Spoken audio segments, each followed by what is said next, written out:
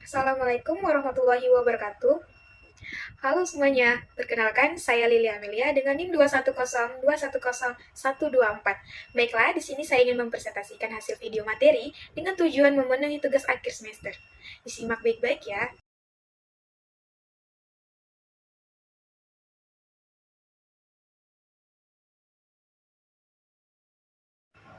Sejarah perkembangan otonomi daerah di Indonesia.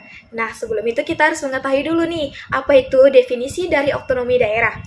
Otonomi daerah adalah kewenangan yang diberikan oleh pemerintahan pusat kepada pemerintahan daerah untuk mengatur dan mengurusi pemerintahan dalam daerahnya sendiri. Adapun tujuan dari otonomi daerah yaitu untuk meningkatkan kesejahteraan masyarakat dan pemerataan pembangunan. Baiklah, selanjutnya sejarah perkembangan otonomi daerah di Indonesia dapat dibagi menjadi beberapa periode. Pertama, periode sebelum kemerdekaan. Otonomi daerah di Indonesia telah ada sejak zaman penjajahan Belanda pada tahun 1903. Pemerintahan Belanda mengeluarkan kebijakan yang dimana mengatur desentralisasi pemerintahan di Hindia Belanda. Yang kedua, periode awal kemerdekaan. Pada masa awal kemerdekaan, otonomi daerah diatur dalam Undang-Undang Dasar 1945. Pasal 18 Undang-Undang Dasar 1945 mengatur tentang pembagian urusan pemerintahan antara pemerintahan pusat dan pemerintahan daerah. Baiklah, yang ketiga, periode Orde Lama. Pada Orde Lama, otonomi daerah mengalami kemunduran. Hal ini disebabkan oleh kebijakan sentralisasi pemerintahan yang diterapkan oleh Presiden Soekarno.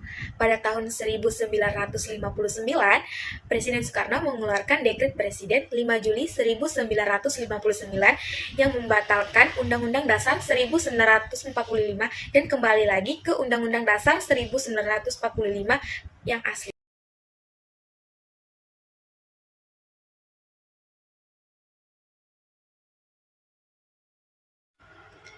Baiklah, selanjutnya pengaruh otonomi daerah. Otonomi daerah memiliki pengaruh yang besar terhadap perkembangan di Indonesia. Otonomi daerah dapat mendorong pembangunan daerah dan meningkatkan kesejahteraan masyarakat. Selain itu, otonomi daerah juga meningkatkan partisipasi masyarakat dalam pembangunan. Adapun beberapa manfaat dari otonomi daerah, yang pertama dapat meningkatkan kesejahteraan masyarakat, yang kedua dapat meningkatkan pemerataan pembangunan, dan yang ketiga dapat meningkatkan partisipasi masyarakat.